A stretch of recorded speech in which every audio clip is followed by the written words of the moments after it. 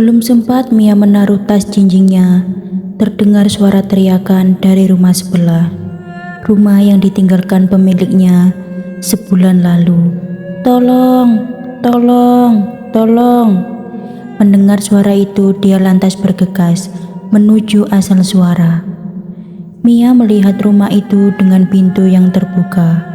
Ketika hendak masuk, Mia dikejutkan dengan seenggok tubuh manusia yang tergeletak di ruang tamu dengan darah segar yang mengalir.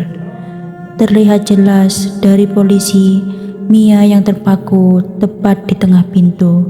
Refleks, dia menjerit sejadi-jadinya. Ah!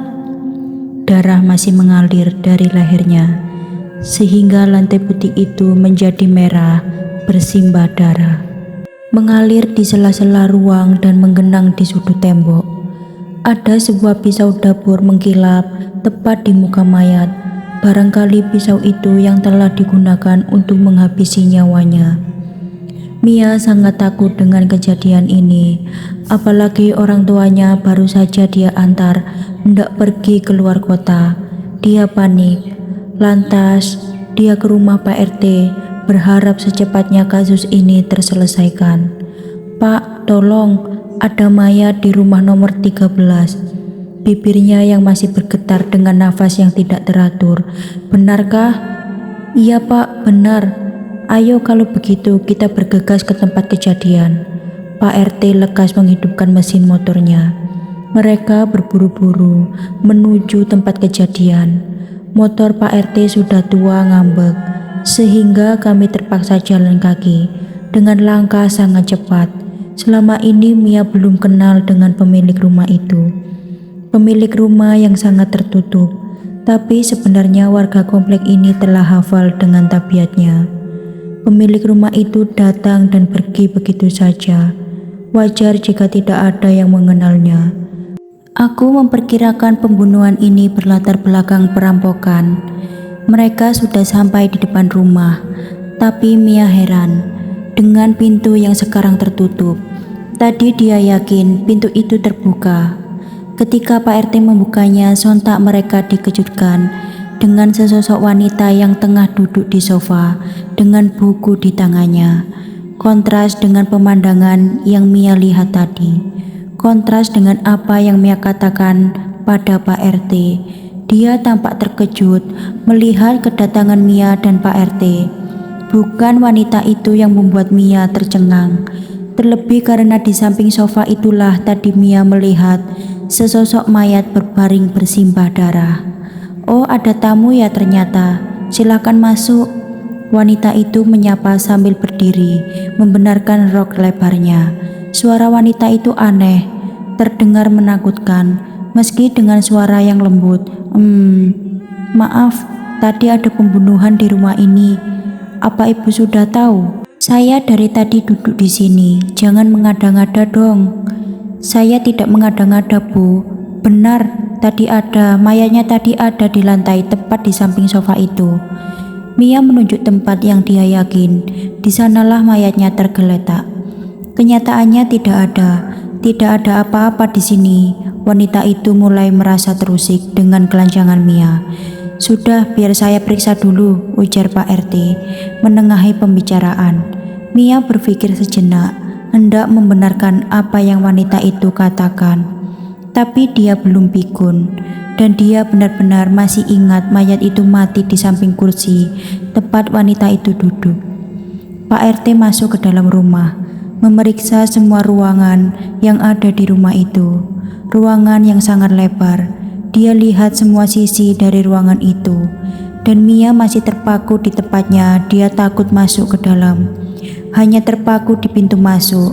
Beberapa saat kemudian Pak RT kembali. Tidak ada apa-apa. Pak RT berbicara pada Mia, tapi dengan mimik muka yang berbeda dengan tadi sebelum dia memeriksa rumah. Mia merasa ada yang aneh dengan sikap Pak RT. Yakin Pak, tidak ada? Iya, tidak ada. Lalu Mia dan Pak RT hendak pergi ke rumah itu. Setelah meminta maaf pada wanita itu, tapi sebenarnya bukan karena mereka telah yakin tidak ada apa-apa di sana. Bukan itu. tapi seperti ada sesuatu yang masuk pada pikiran mereka. Sesuatu yang membuat mereka tidak berani untuk lebih jauh mencurigainya. "Loh, tidak duduk dulu," sahut wanita itu dengan nada yang masih aneh, lembut tapi menakutkan. Saat Mia menoleh, dia jadi salah tingkah sendiri melihat sorot mata itu menusuk dan secara perlahan-lahan menggerogoti kejengkelannya. Ia merasa seperti ada yang memukuli jantungnya untuk berdegup lebih cepat dan lebih keras lagi. Apalagi ketika wanita itu berkata, "Loh, tidak duduk dulu." Mia takut dia segera pulang, begitu pula Pak RT. Tapi tetap saja wajah dan sikap Pak RT berubah semenjak dia masuk ke rumah itu. Entah apa yang dia lihat. Mia tidak tahu apa yang dia lihat, sebab tidak ada kata yang Pak RT ucap untuk menjelaskannya. Gelap mulai merayap menyelimuti rumah-rumah yang ada di komplek itu. Tak terkecuali rumah yang penuh misteri. Misteri yang baru Mia peroleh beberapa jam yang lalu dan masih meninggalkan bekas yang mendalam di benaknya. Wanita dengan tatapan aneh. Mia duduk di sofa ruang tengah, tampak kedinginan meski sebenarnya hawanya tidak sedingin itu. Dia mulai jengah menanti Rina yang berjanji menemaninya malam ini, sekedar untuk mengurangi rasa takutnya. Pintu rumah Mia diketuk keras dan tidak sabaran. Mungkin itu Rina yang berjanji akan menemaninya malam ini. Hati Mia mulai rada tenang, meski belum tahu siapa yang sedang berada di balik pintu. "Ya, sebentar," teriak Mia. Sebelum membuka pintu, Mia membuka gorden, meyakinkan siapa yang datang. Tidak kelihatan, mungkin dia di sisi yang tidak terlihat dari dalam. Lantas Mia membuka pintunya. Berdiri seorang wanita pemilik rumah itu menyodorkan rantang dengan tatapan yang sama ketika terakhir melihatnya tadi siang. Untuk Mia hanya diam terkejut dan tidak bisa berkata apa-apa kecuali meraih rantang yang ada di depannya. Tenggorokan Mia tertahan, tidak bisa dia mengucap sepatah kata apapun. Perempuan itu menatapnya sejenak, lalu membalikan badan melangkah pergi, perlahan meninggalkan Mia yang sedang ketakutan. Ketika perempuan itu sudah menghilang di telan gelap, barulah Mia sadar ada rantang di tangannya. Dia takut bukan main, lalu dia lempar rantang itu ke tanah. Sungguh mengejutkan. Rantang itu berisi sepasang bola mata dan sepasang telinga dengan kuah darah berwarna merah pekat, berbau anyir. Pemandangan yang menjijikan. Darah itu mulai meresap ke tanah. Rasanya Mia mau muntah, tetapi tidak ada yang keluar dari perutnya. Ia berjuang keras meyakinkan dirinya sendiri bahwa apa yang terlihat dan terbuai olehnya itu sebetulnya hanyalah sesuatu yang hanya dia khayal saja. Tapi tidak, darah itu masih merah, bola mata itu masih di tanah seperti menatap tajam, dan dua telinga yang terserak. Mia menutup pintu dengan keras, berharap rasa takutnya rontok bersama dengan hentakan pintu. Dia kembali ke sofa, tubuhnya menggigil, wajahnya pucat pasi. Dia gigit kain selimutnya. Tak terasa keringat dingin menetes melalui pori-porinya. Mia sangat ketakutan. Angin malam berhembus pelan masuk melalui celah dan menerpa tubuh Mia. Bulu romanya mulai bergidik. Jantungnya terpompa keringat dingin membasahi pakaiannya. Ada suara berdahak di dalam kamar mandi. Padahal hanya Mia yang berada di rumah ini. Lagi-lagi suara itu terdengar, diikuti suara air keran yang mengucur. Mia tidak tahan dengan kejadian-kejadian ini. Dia berusaha bangkit dan memberanikan diri, memeriksa siapa yang ada di kamar mandi. Dengan langkah yang mengendap-endap, tubuhnya masih menggigil. Dia lihat ada sesosok perempuan di balik pintu kaca kamar mandi yang transparan. Dia semakin mendekat. Dia buka pintu itu meski ragu-ragu. Seorang wanita berpakaian serba putih berdahak, memuntahkan darah merah, dengan spontan menatap Mia. Sorot mata yang merah merembas darah dari matanya. Sorot mata yang sangat menakutkan. Keran juga mengalir darah. Kamar mandi itu menjadi banjir darah. Mia hafal wajah itu. Dia adalah pemilik rumah yang menakutkan, tapi dia sudah berubah semakin menakutkan. Bruk. Mia banting pintunya. Dia lari sekuat tenaga hendak keluar rumah. Namun lampu-lampu rumah satu persatu padam. Hanya beberapa lampu remang berwarna kuning yang masih menyala. Pintu untuk keluar terkunci. Entah siapa yang menguncinya. Dia tarik sekuat tenaga, tapi tidak berguna. Hanya sia-sia. Pintu tetap terkunci. Lantas Mia menangis sejadi-jadinya. Bersandar di tembok dekat pintu. Tubuhnya menggigil hebat.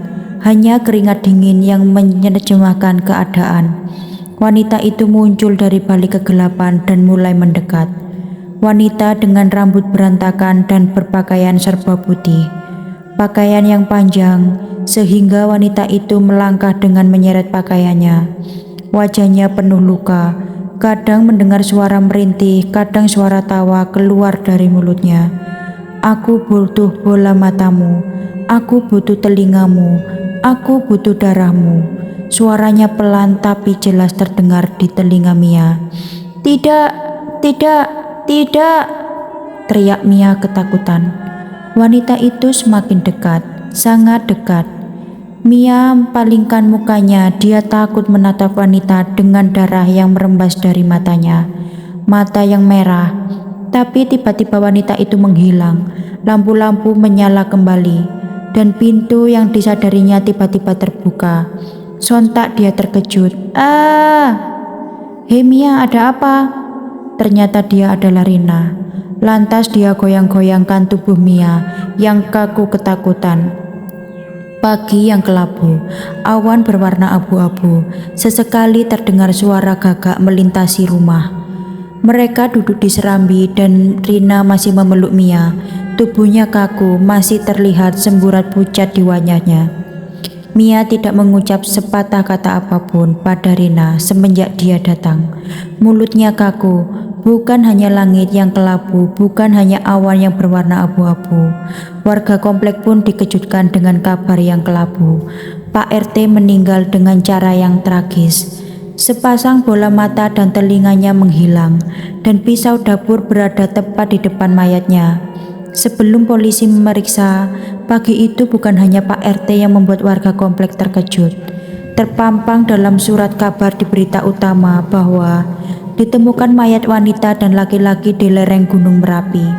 Diperkirakan mayat itu sudah mati sebulan yang lalu.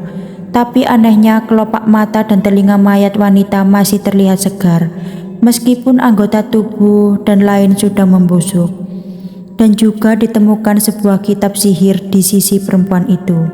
Setelah misteri Mia mungkin telah terungkap, namun tidak pula membuat rasa takutnya berkurang. Justru dia semakin takut. Dia merasa mungkin saja berikutnya dialah yang kehilangan bola mata dan telinga. Dengan apa dia akan melihat warna dunia ini jika matanya hilang? Dan dengan apa pula dia mendengar deburan ombak jika telinganya hilang?